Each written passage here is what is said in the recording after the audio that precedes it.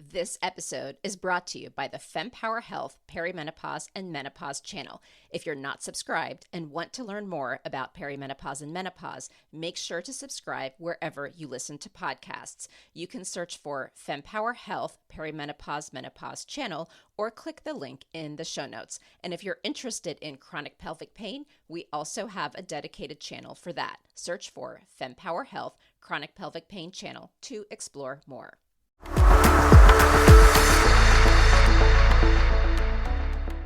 Capitalism right now is killing us.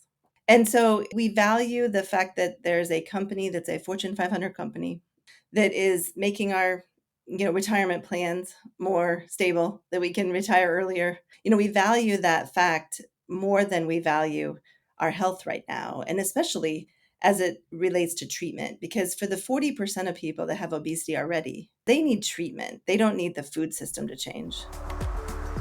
Welcome to Fempower Health. This is Georgie.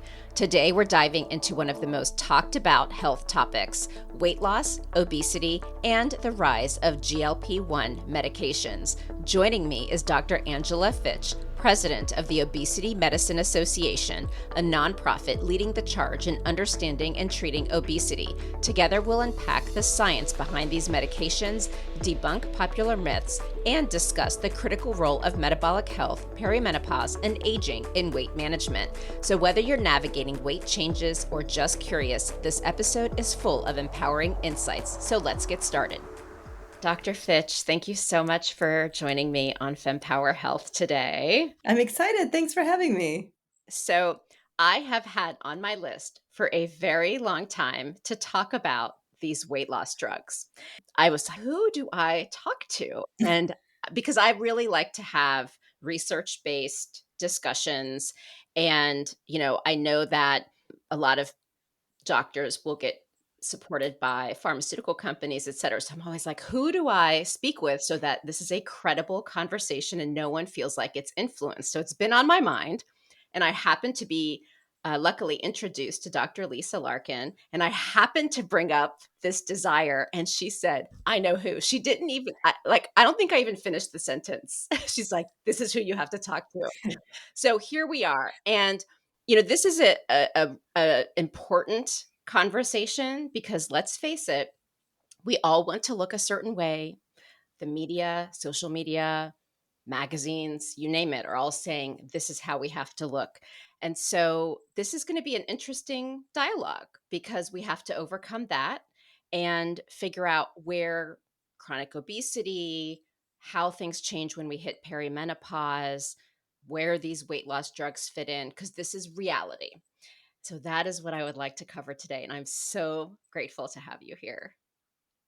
Well, it's great to be here, and I have been doing this for quite some time. Before we had these newer medications that we have today that are so much more effective for treatment. So it's just nice to be able to have effective treatment today, because for obesity, 40% of the U.S. population has obesity, and another 30% struggle with overweight or potentially metabolic syndrome or metabolic conditions that predispose them to diabetes and other types of diseases like fatty liver disease, et cetera. So I think it's really important to recognize that potentially 70% of the population actually, needs these medications from a health perspective. Yep. So, we like to talk about it from a health perspective more than just a cultural desire for thinness. So we recognize there's this cultural desire for thinness, and we have to appreciate that in whatever way we want to appreciate that, meaning we can appreciate it or we can say, bonkers with it, right? I think the other thing too that's transitioning recently I see more of is more of a cultural desire for fitness. And when I say fitness, I mean, what I say in the clinic, to patients all the time is, as humans, we really want to be leaner, not lighter, right? We want to be leaner because we want to be strong. Right. Like we want to be able to get up out of the chair when we're 90, like at least that's what I want to do. I think it transitions over time. Like you don't think about that in your 20s and 30s, but as you get into your 40s and 50s, you start thinking, hmm, Like when I'm 90, I want to be able to get up out of my chair and go to the grocery store myself without, people having to like, transport me around, right? So you want to still, I think the mindset is shifting a bit from this cultural desire for thinness to like a cultural desire for leanness or fitness, right? Like meaning we want to be also, strong in terms of throughout our ages, right? Not just Yep. because that, isn't necessarily healthy on the other side, to be too thin, from a just a, a thinness standpoint or a weight purely weight standpoint. So before we go further into the discussion, like I typically record a separate introduction to give your background, etc. But I would love to hear straight from you so that others can hear it about your background and your passion for this topic, and the work that you've been doing, and then we can dive into more of the questions. Yeah, so I started my career as a primary care clinician. So I'm board certified in internal medicine and pediatrics. So I do the full spectrum of healthcare for patients, right? From birth to death, so to speak, right? Is what I was trained to do to take care of people, in that age spectrum. And I started as a primary care doc, and then, over the course of several years, about 10 years of my career, I've always had an interest and a love for everything related to metabolism or related to how, the human body sees and stores energy. My initial background undergrad is a chemical engineering major. So I'm a chemical engineer. So I was always fascinated by the sort of engineering, if you will, right, of the human body. Like how does it actually work? And so out of that, as I'm taking care of patients, people would come in all the time and say, "Well, how do I lose weight?" And I'm like, "I don't know." Like, they didn't teach us that in medical school. They taught us how to keep you alive if you were dying, like in the ICU. But like, I mean, we didn't talk about like how do we keep people, how do we, keep people's weight healthy, Right. right? From a weight perspective. So I really just developed a passion and an interest for that. It came out of treating also type 2 diabetes, which is also along the spectrum, right, of obesity and metabolic syndrome, and I really just so for obesity medicine, I became board certified in obesity medicine in 2012. That's the first year that we had a board certification for obesity medicine, the first year that obesity medicine became a thing, became a specialty, if you Right. will, that you could get certified in. And then ever since 2012, a little bit before that even, probably since like 2007, I've been doing this work, right, for both pediatric patients and for adult patients. And I started in a weight center in my work in Minneapolis, where I was after residency, and then I came back to the University of Cincinnati, which is where I trained and did my training in my medical school to build a comprehensive weight center there, a medical surgical comprehensive academic weight program. That's how I met Lisa Larkin, right? So Lisa was instrumental in creating the women's center there, which Mhm. was a women's health focused clinic, and she was passionate about having weight management as part of that, so that Desire then grew a whole weight center out of it, whole separate weight center out of it. And then I was recruited to come out to Mass General here in Boston, where I am now in Boston. And at Mass General, I was the director of the weight center there. So we have a combined medical surgical weight center. Some patients are doing medical interventions for their weight management, and other people are doing surgical interventions. And many people are doing both, to be honest. I mean, it's really a comprehensive thing like cancer treatment, Yep. right? You have a surgeon, you have a cancer doctor, an oncologist, you have a nutritionist, you have a care team, right? When you have cancer treatment, and it's very similar for obesity treatment, actually. This whole care team that's needed to deliver care. And then recently, year and a half ago, I left Mass General to start my own clinic. So my clinic is called Known Well, and it is a clinic designed to provide longitudinal care for people with obesity, both obesity care as well as metabolic health care, as well as primary care. So patients can come to one place to take care of all of their needs around their metabolic health, That's and awesome. do that in a longitudinal fashion, meaning we'll take care of you for the rest of your life type of thing, right? Many times when we're getting care for obesity, we're getting it episodically, right? From this clinic or this place or this online thing or that online thing, right? And we wanted to create a place where people could call their medical home, right? And when we're talking about 70% of the US population that fits into that category, We also wanted it to be a non-stigmatizing place Right. because there's a lot of stigma around obesity treatment, and there's a lot of stigma around obesity itself. There's Yep. this feeling that we as humans can control our weight when actually we have a very hard time controlling our weight, to be honest. Just like we can't control our blinking, for example. Like we Right. can keep our eyes open and we can have a staring contest here, see who blinks first, but somebody's going to blink eventually, right? We can't control it forever. And that's very similar with obesity or weight management in general. It's very hard. This is a physiological process that is controlled by the human body with the intention to gain weight, right? The normal process is to put weight on, because if the normal process was to take weight off, we would have all died in the wilderness at some Right. point. So the normal intention is to put weight on. So when you're trying to not do that, right? And in fact, if you're trying to lose weight, it's a very challenging biological process that people underappreciate because of some of the way we've treated it over the past, 100 years, even, right? I mean, Yep. because of the way we've treated it forever, with this idea that it's just about, eating less and exercising more. And we know now it's much, much broader than that. Yep. Wow. So I'm glad that you shared it in the way that you did because, and I love how you ended this with the stigma around obesity and weight.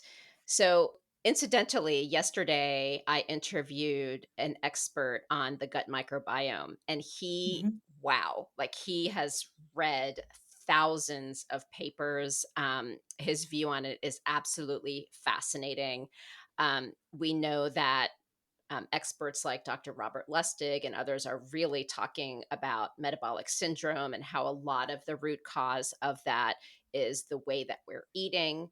And he's really trying to get people to understand that we've got to change the whole food structure in this country, especially and around the world, just giving better access to healthier foods. Then, when it comes to perimenopause and menopause, which is a bigger focus now for Fempower Health, we have these hormone changes and many other factors where I get text messages constantly from friends and others where it's like, I'm gaining so much weight around my middle. How do I stop this? I'm literally changing nothing. And it's so fascinating in this stage of life. The text messages are the same. I'm like, I could just rinse repeat. I'll just send it to everyone and say, right? So these are kind of the and then we have the weight loss drugs where, so there's this kind of gut microbiome diet, the war of, is it keto? Is it intermittent fasting? Is it a weight loss drug? Is it what's the other one? Intuitive eating. So there's just this like complex world of stigma, tools, you know, right? Yeah. So, I guess, like, how do we tear this apart and, like, help people understand, the pieces? So maybe we can just start with perimenopause and menopause and this weight gain that is maybe unique to this stage of life and why it might be happening and start from there. Yeah, well, like you said, it's extremely complicated, right? And because of the fact that we haven't treated it in a fully like medical way, right? It means that a lot of this has been pushed into just the commercialization slash, the billion-dollar industry that is this sort of industry, Right. right? And it's not that there aren't people in there doing a lot of good, right? But the point is it makes it way too, complicated. And, what it's really about, what I tell people is from a perimenopause, menopause standpoint, right? It's very complex. I mean, part of it is the biology and the changes in the hormones, right? The decrease of estrogen in particular, and estrogen, we know has biological factors that help suppress our appetite. So when we don't have as much estrogen, we naturally eat a little bit more. You may not think you're doing anything different, but probably you are. But it's very subtle. The thing is that to gain 5 pounds a year as a person, it only takes 10 extra calories a day, like to do that. Like it's very subtle the amount we underappreciate the amount of calories that the human body stores that then turn into, fat storage or weight gain. And so it makes it very challenging, to make changes in that time of life because, like I said, it's just a normal fact of life. Now, that doesn't mean we have to live with it, meaning just like with menopause, right? I mean, there are treatments for menopausal syndromes today. It doesn't mean we have to just have hot flashes, so to speak, Right. right? Like it's a normal process of menopause to have hot flashes, but that doesn't mean we have to live with them if they're really disrupting our lives. And so we have to come to that, decision of, how disruptive is it and do we want to do an intervention on it? And there are interventions, as you mentioned, that are that are behavioral, right? Even for, say, hot flashes, for example, you can take a medication, to help with those, multiple medications now today, hormone replacement or some of the other newer medications that are working just on the vasomotor syndrome, right? Yep. And but or you can, like, not drink alcohol at night because that makes it worse. You can exercise more because that helps, to decrease hot flashes. We have this data, and we have to decide as humans, like, what we can employ, right? And how we can take care of ourselves. I think so often, especially as women, we are not trained to sort of put the oxygen mask on first, right? Like, meaning, we're putting everybody else's oxygen masks on and we're barely breathing, before we put our own on, right? Right. As the plane analogy, right? If the plane's going down, you're supposed to put yours on first and then help everybody else, Yep. right? But I think as women in particular, we tend to take care of our families. Many of us have other jobs or other obligations, like, we volunteer at school, we do all these, other things. And so I do think we have to decide that, if it's something we want to change, then what are we going to do to change it, right? And that right now is the big question because it is very hard, to change. I get those same comments all the time myself on various, avenues, right, of questions, and it's really a complex process of, at this point, trying things, right, to see what happens, and then if those things aren't working, then trying something else. I think so often people get into a vicious cycle of trying too hard, if you will, at something that's not working. Right. Like, our gut microbiome is certainly a big factor in a lot of diseases that we have, but unfortunately today, at least at this juncture, we don't really know how to change it. Right. Like, we don't know how to fix it. We don't even know really how broken it is if we do testing on it, Right. right? Meaning, like, we don't know that taking X, Y, and Z type of, you know, probiotic or supplement or whatever, if it really makes a difference. We have to try some of these things and see what happens and then move forward. But back to the basics, as you mentioned, I mean, it's really about decreasing our consumption of processed food. Yep. So, I mean, it doesn't have to get quite as fancy as, intermittent fasting or, other types of keto, et cetera, right? Because all of these things come down to the fact that when we do these things, whether it's keto, intermittent fasting, intuitive eating, whatever it is we do, we are typically then eating less processed food, right? True. As the main, and that's really the thing we have to try to do, Right. right? And we talk a lot in our work around, crowding things out instead of cutting them out. Because the American diet is full of a lot of ultra processed food. So to ask someone to live completely opposite of the environment that they're placed in is not biologically what we do to animals. Like, we don't ask animals, we don't expect living organisms to live opposite of their environment, True. right? Like, Fair point. and but right, but we're asking people to do that when people get up and say, "Oh, it's easy, you just have to not eat this and that and this and that and, just do that." Well, that's, like, really hard. Like, it's not easy. Like, I mean, it's really hard when you're filled with this environment of processed food to say, "I'm eating differently." The more we can work on that, though, right? The more we can eat, we talk about crowding out instead of cutting out, meaning, eating more vegetables as the goal, not eating less, whatever it might be, right? Right. Less, bread or less rice or less cakes or less cookies, not about that, but about, trying to eat more of the stuff that is good for us, which is really plants and protein, Right. right? So what I tell patients all the time is, our goal is to eat planned portions of plants and protein. Every time you eat, you're eating a plant, you're eating a protein, right? You got yogurt and your blueberries, right? You got your protein in your yogurt, you got your blueberries, which are a plant, right? You got your farro and your carrots and your chickpeas. There's plants and protein in there, but we have to, work hard at that to do that because that's not what is right in front of us. Yep. No, absolutely. And it is challenging. And it's not gonna change quickly. We can't just get rid of everything that we have developed over time and for a reason.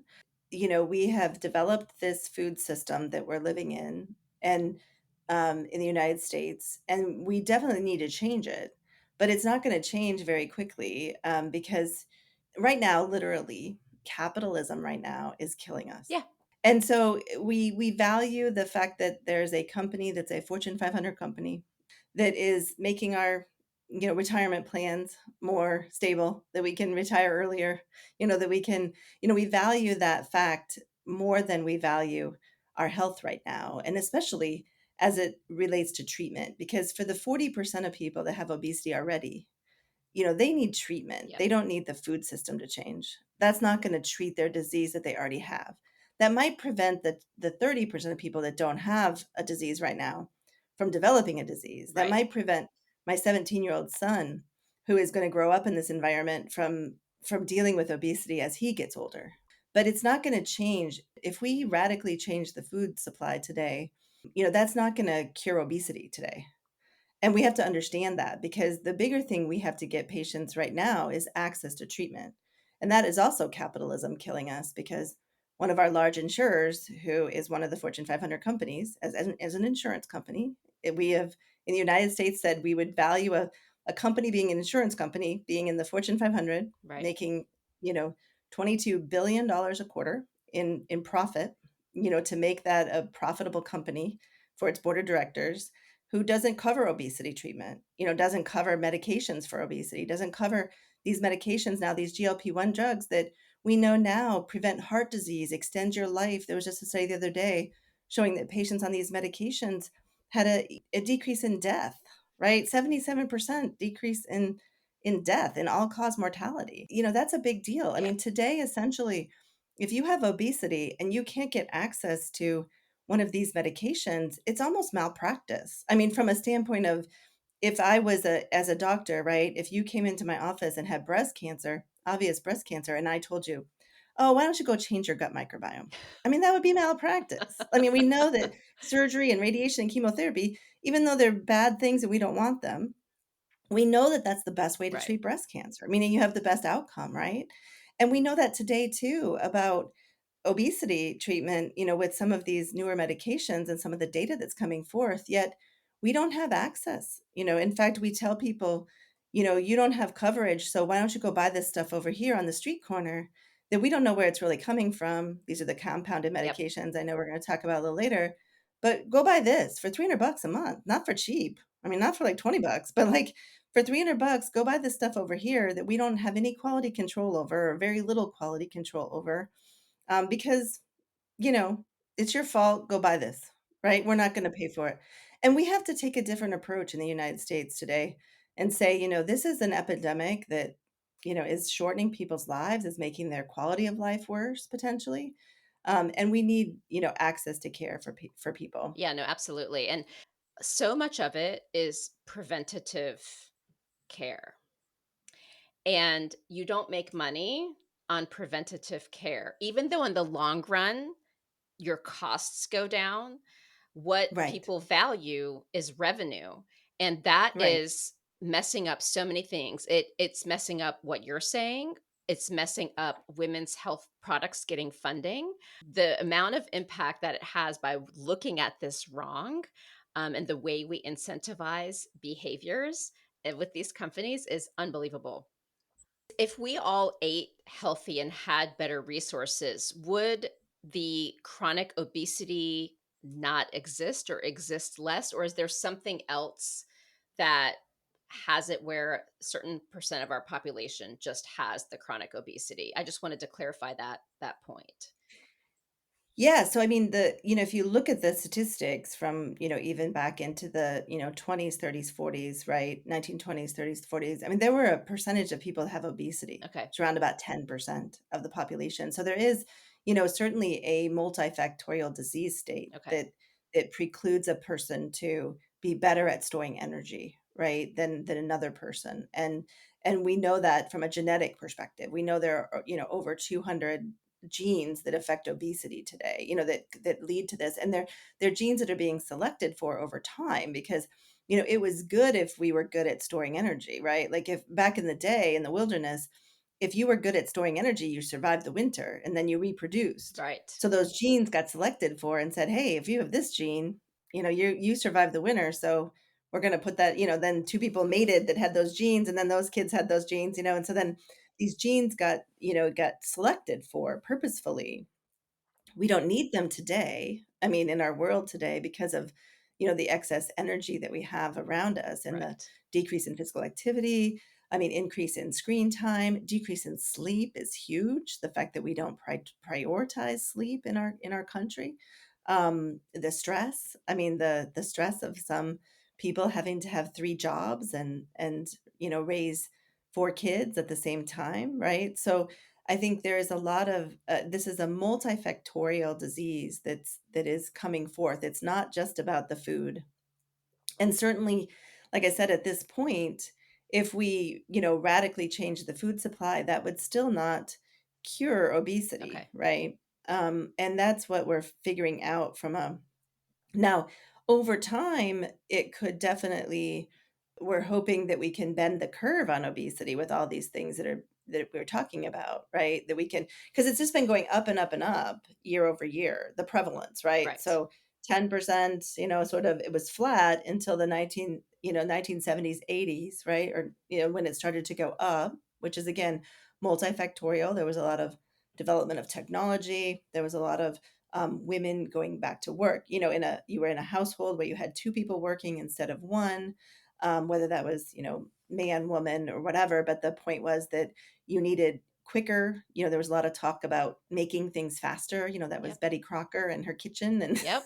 you know, you got to do it faster now because you don't have as much time, right? So it was it's and then we developed this. We also had an issue with wondering how we're gonna feed the entire population of the US with just local farming, Right. right? We recognized early on that we can't feed, the growing population, that was growing, right, with our current situation from a standpoint of getting food out to people. Okay. So in an effort to do that, we made certain decisions at a governmental level to subsidize corn production and subsidize, feeding of animals corn, which were not meant to feed animals corn. And you feed animals corn faster. I grew up in Iowa, so at Iowa State University is where I got my undergrad, where they figured out, how to feed cows corn and keep them alive because they're not meant to. They get bloat, which is where Ugh. the corn explodes their stomach. So they used to have to poke holes in their stomach Oh my externally God. in order to let this gas out, right? And they, figured out, how to do all this, right, in terms of animal husbandry, if you will, or animal development of how Oh my we God. do that. So you feed them corn to get them to market faster because they get fatter faster Yep. eating corn.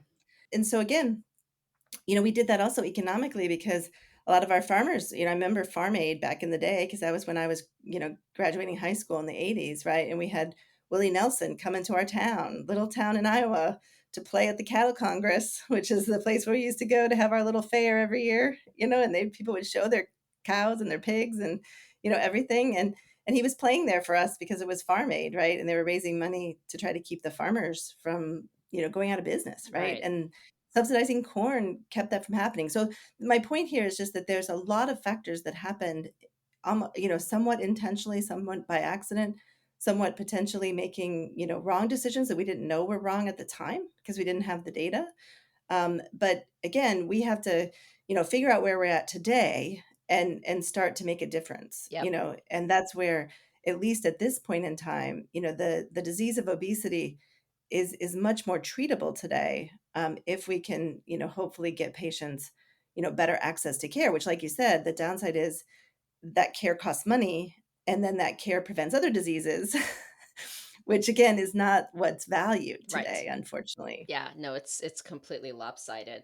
So you were talking earlier about, the world in the 70s and 80s becoming faster, faster, faster, right? And we are now in a different kind of faster, faster, which is social media, headlines, and 30-second, 60-second clips promising all sorts of fabulous things. I think there was one where it was like, drink this green shake and you're suddenly going to be healthy.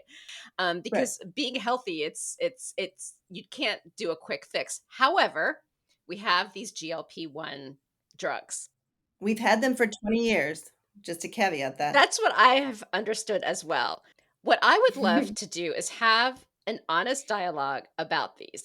So, where do these really fit in, and where should we be concerned?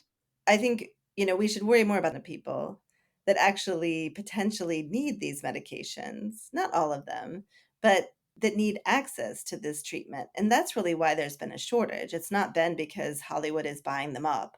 I mean, the whatever So number that's of just another people headline, buying. huh? Yeah, it's just another headline. I mean, it makes me kinda mad, like, I'm on the other side, like, you're on that side, and I'm on the other side, which is like, "Come on, people, there are 70% of the population that actually are gonna benefit." That's the data shows that there's a large chunk of the American population that has poor metabolic health, right? I mean, we're not just talking about I mean, there are people with obesity that don't have poor metabolic health, so that's the sort of health at every size movement that's developed interestingly out of this, like a protective mechanism out of this cultural desire for thinness movement, right? Like in other words, people saying, "Well, I'm healthy at my size. Don't discriminate me." Well, we should not discriminate anyone based on their size, right? Or we shouldn't say to a patient who lives in a larger body, "You need treatment, for your disease because you live in a larger body." But that being said, we also have data where even if you're metabolic healthy at a certain age or weight, that over time that can take a toll on you, right? So in other words, this idea of treatment shouldn't be stigmatized or people blamed for that, right? Or people forced into treatment because it needs to be a shared decision making discussion with a clinician and hopefully someone who's going to take care of you for the long haul. What we're really worried about, similar to what you're talking about, is not so much the abuse, if you will, so much of these medications. I mean, there is that, but again, I think that's a smaller percentage of the population that we have a much bigger percentage of the population that actually needs help, you Got it. know, and by talking about that, we're sort of distracting from the real issue, which is these people that need treatment, they can't get it, right? Because of various reasons, they can't get it, insurance coverage, etc.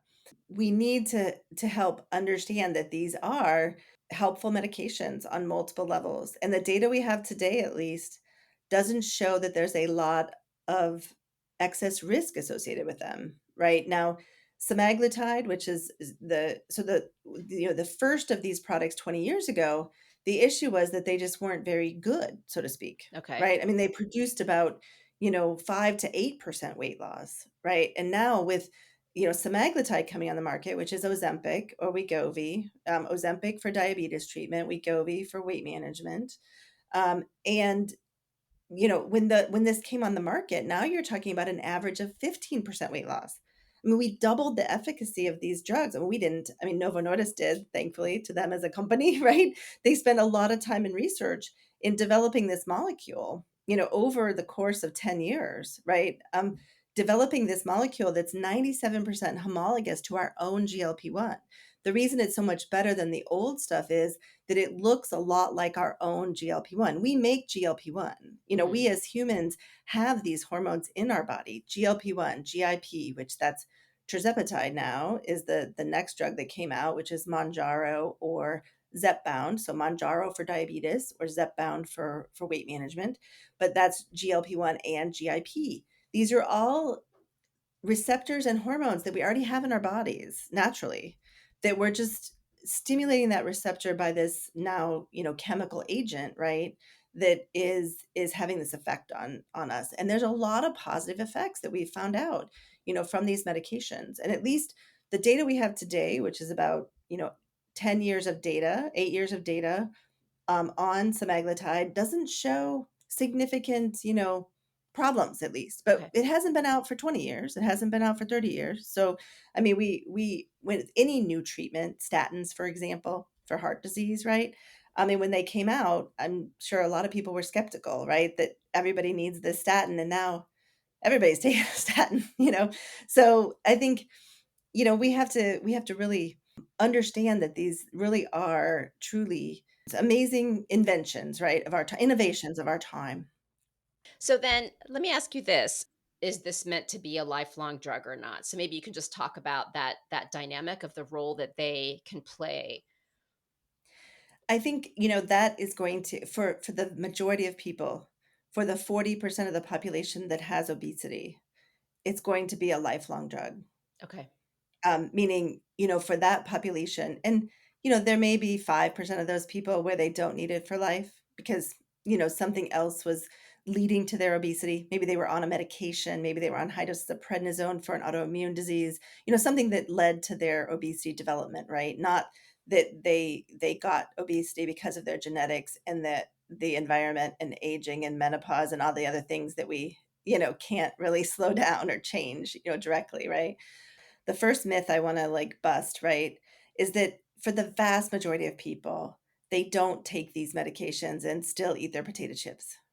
In full disclosure, I have taken these medications for the past 10 years of my life to treat my obesity. I published that recently in Fortune magazine. So, I wrote my own story because I felt inclined to do that because as a physician who practices this in this field, like, I should know what I'm doing, right? Meaning, like, Exactly. I'm somebody who knows what I'm doing and knows how to live a healthful lifestyle, and I do try to live as healthful a lifestyle as I can, right? Within the means that I have. Do I work out enough? No. Did I go to my trainer this morning? Can I, deadlift 250 pounds? Yes. Right? Like, I Nice. mean, this is but do I work out enough? No. Like, meaning I'm always trying to work out more because I'm busy, I got family, I got a job, I got things that I'm doing, right? I mean, I'm not, constantly on my treadmill or anything like that as much as I'd like to be, but I try, right?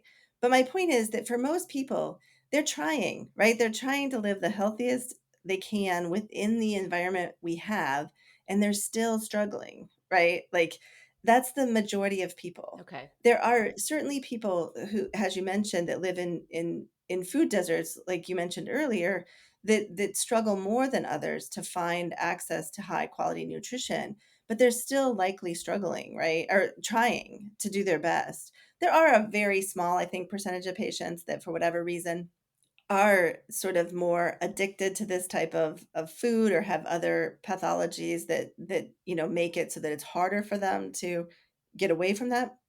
But these medications help people to do that, Okay. right?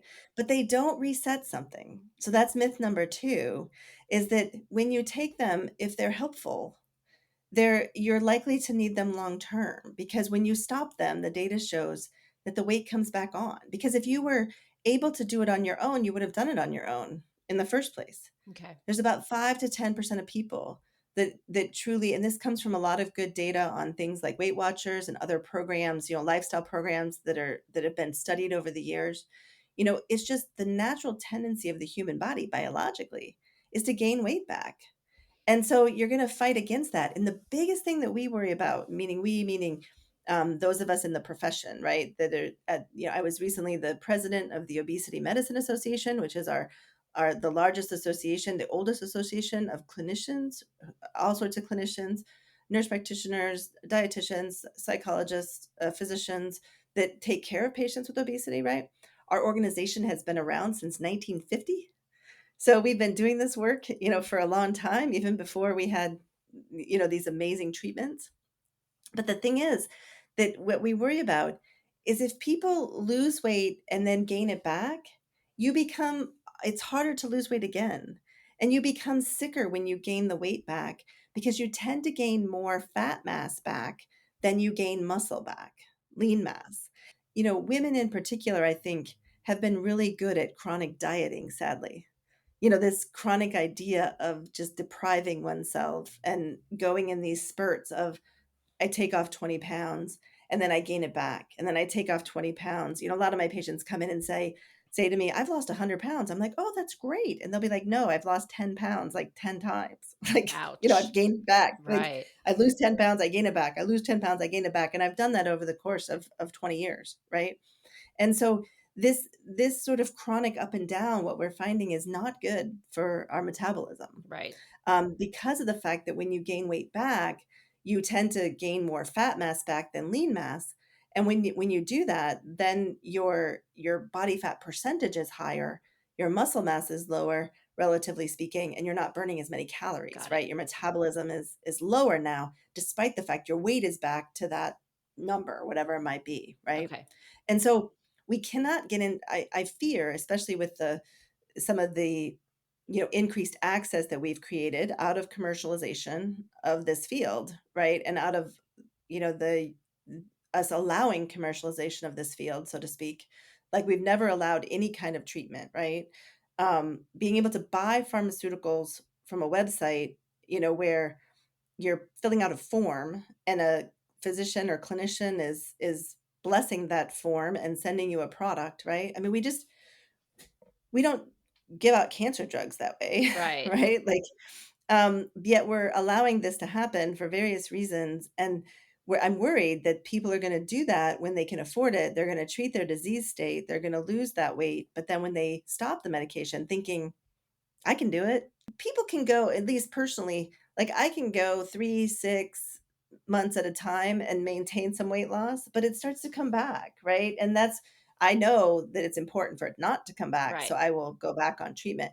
So I think there's a future where when you're in a care system where you're being cared for chronically, where you can have periods of time when you go off treatment potentially, but you're probably gonna need to go back on treatment, and you need to do that sooner versus later, and that's the hard part. We know that metabolic health is really important. We know that we have food deserts and there's this reality of our life. We know that like perimenopausal, menopausal women are really struggling with their weight. So I'm curious, what changes happen when you're taking this medication? Because it's not like this magic pill that you just suddenly lose weight. There's something happening in your body that is causing this to happen. And it sounds like maybe the food choices, there's like a different temptation, if I have this correct. Can you just Yeah. explain that? Yeah, and, the important thing to note too for your listeners is that also not everybody loses weight on these medications. So they're not because I wanna make sure, because there's a lot of stigma around that too. I have a lot of patients come in that are frankly, sad or upset because they're not losing weight on these Okay. like, "What's wrong with me? Like, why am I not responding to this treatment like my neighbor is?" Or so now that there's been much more talk about it, that's even harder on that side when you get on one of these medications and you're a non-responder. So we do have people who are non-responders, even though they're doing these things we're talking about, right? They're making healthy choices in their eating 80% of the time. I mean, no one should be perfect, meaning if you're at a party and there's some potato chips and you decide to have a handful, I mean, that shouldn't be the Yep. the death of you. 100%. Like, if you're 100%.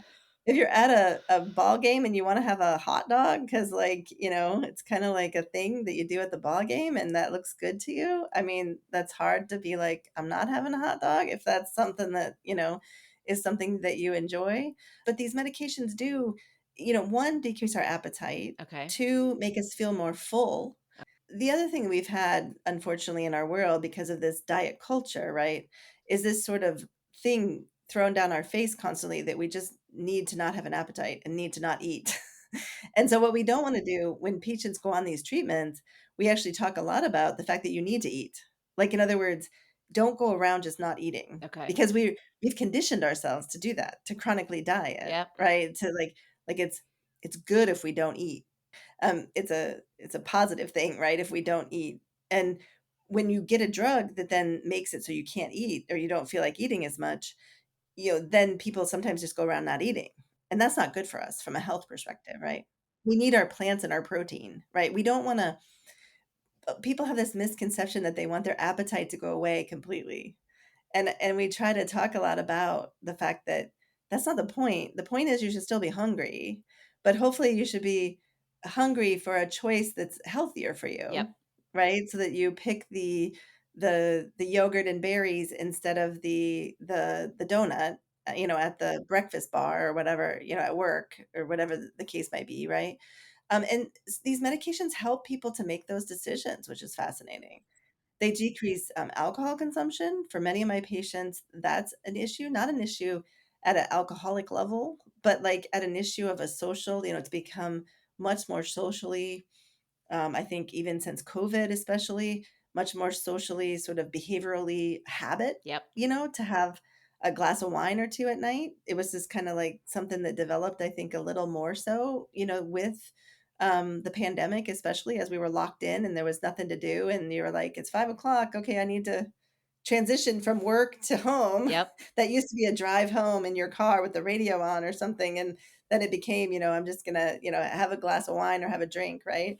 And I think, they decrease that too.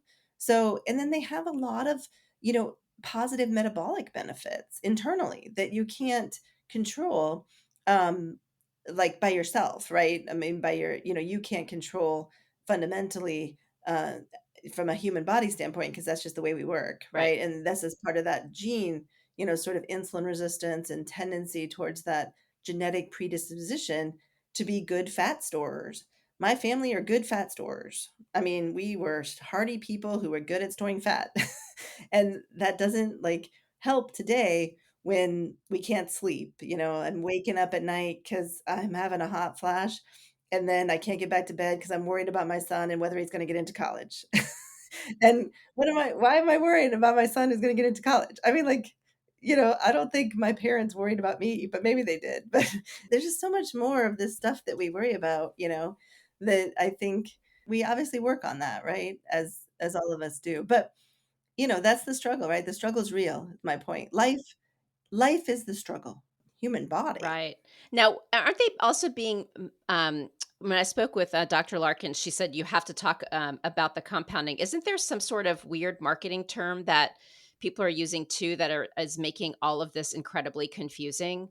I feel like she was Well, they're alluding to saying that. that it's like, it's the same ingredient as Mounjaro or Zepbound, right? And or the same ingredient as Ozempic, right? And the thing is it's not exactly, I mean, it is potentially the same, meaning that when the compounders get it here in the US from overseas and they get this drug, they will do testing on it to make sure that it like looks like the molecule, right? Right. That it's semaglutide.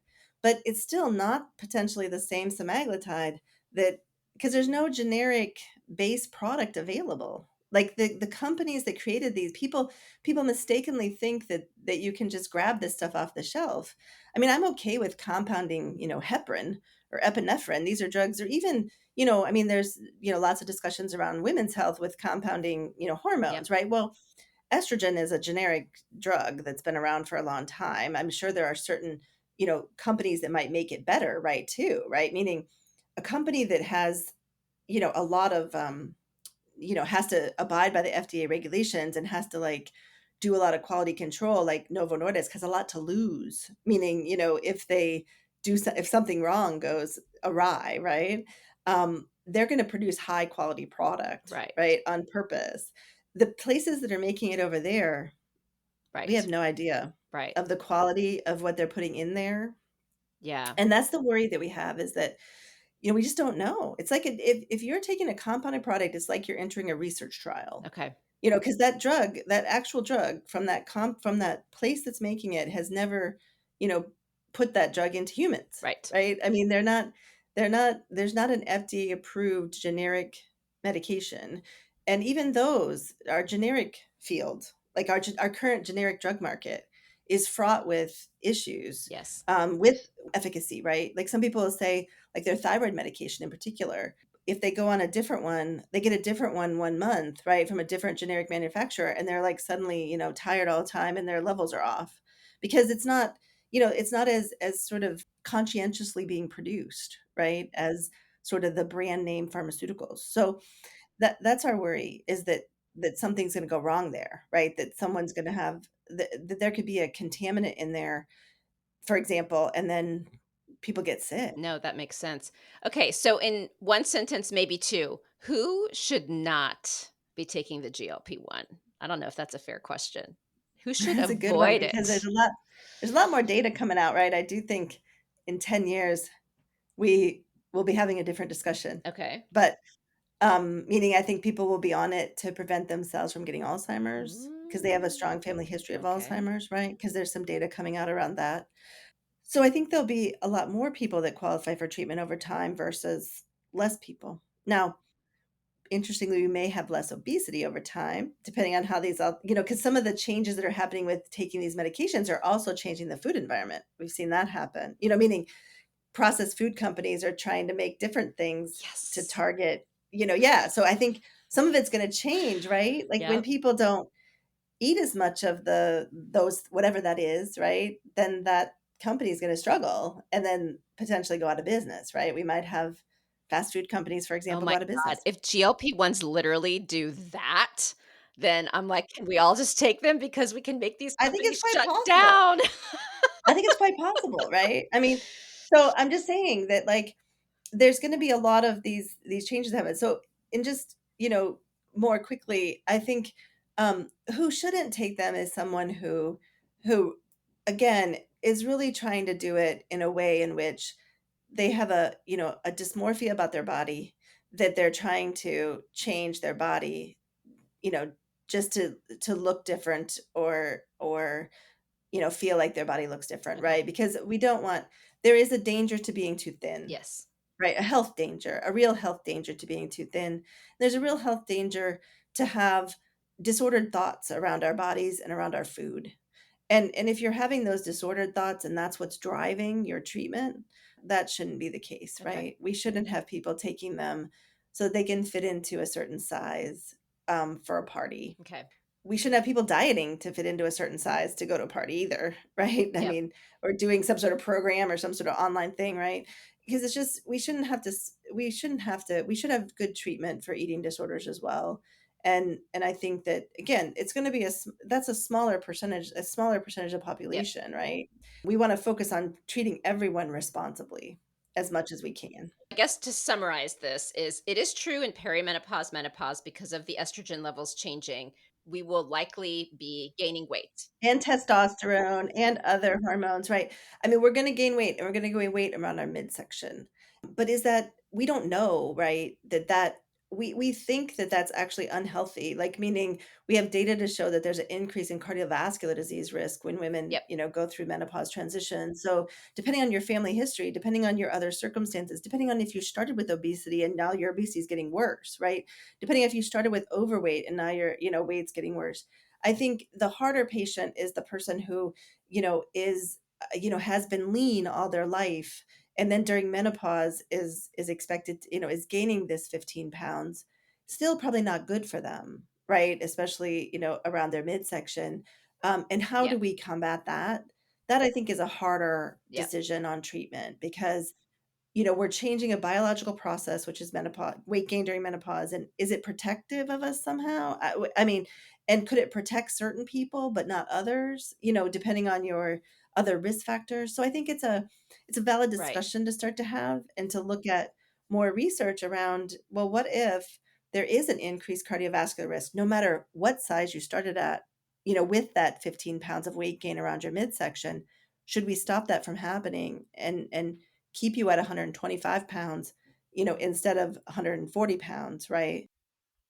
Yeah, I think it's very clear from this discussion, it's not intermittent fasting or just take an estrogen patch or just take a GLP-1 or never eat carbs again or whatever buckets that the world is trying to, and I get it, it's easy to have things in a box, but the one liners on Right. social media and these headlines are not helping. It is understanding your body, which you know best, talking to the right clinician. um, and do you guys do telehealth? Is it accessible to everyone for the work that you're doing? Because I do believe in this holistic, cross-functional Right. approach. Yes. 70% of our care at Known Okay. Well is by telehealth, just by nature of, it's easier. I Yep. mean, obviously, I think that's the way. We do have Okay. in-person clinics as well that we're building across the country. We have an in-person clinic in the Boston area here. We have an in-person clinic in Dallas, Texas.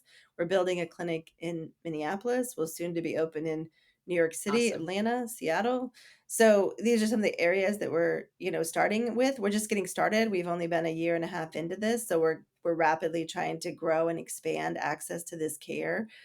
We can see people via telehealth in the larger nation, right? But we do take insurance, and we also, offer the ability to pay Yep. cash, just like any other doctor. Like if you go to even Mass General or something, you can pay cash if that's the way you want to go. But if Right. you don't have good insurance coverage, or you have high deductible, or you have, there's other reasons why people sometimes need to, depending on the coverage, et cetera. That's the hard part. Well, this was so much fun. Pleasure to meet you and good luck with building the company. And thank you so much for sharing your expertise and passion around this topic. You were clearly the right expert to talk to. Anytime, and I'm happy to come back on, and we can talk more over time, because I think it's gonna get interesting. And that wraps up another insightful session here on the Perimenopause and Menopause channel of the Fempower Health podcast. Before you go, I've got two quick, exciting invitations for you. First, join our vibrant community by subscribing to our newsletter. And it's not just any newsletter, it's your frontline update on groundbreaking women's health research, the latest health enhancing products, and unique discoveries you won't want to miss. All of this delivered straight to your inbox, cutting through the noise of social media algorithms. Better yet, you can pick the Perimenopause and Menopause edition or the Chronic Pelvic Pain edition, or both. Second, if you enjoy our perimenopause and menopause content, don't forget that we also have a main Fempower Health podcast feed that covers a wider range of women's health topics. Additionally, if you're interested in chronic pelvic pain, you can subscribe to that specific feed too. Find these channels on our website or wherever you listen to podcasts. And if you love today's insights, show your support by rating and reviewing our podcast. Your feedback is more than just a pat on our backs. It lights the way for others seeking guidance and community in their health journey, amplifying the voices that need to be heard. And for a deep dive into today's topics, check out the show notes and explore our website at fempower-health.com. Our site is a treasure trove of knowledge neatly categorized by topics of interest, ensuring you find exactly what you need to empower your health journey. And your voice matters to us deeply. Whether you have a question, a story to share, or feedback on our episodes, reach out directly at info@fempower-health.com. Drop us a message on social media or hit reply on any newsletter. Your insights inspire our conversations. And don't forget to follow us on social media for more updates, tips, and community interactions. We're on Facebook, Instagram, and TikTok at fempowerhealth.perry.meno. Quick note, the knowledge we share here is to embolden you in discussions with your healthcare provider.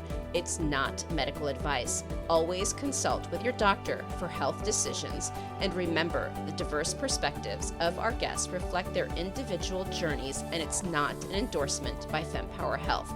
And here's to empowering your health journey, one episode at a time. See you on the next Perimenopause and Menopause episode of the Fempower Health podcast.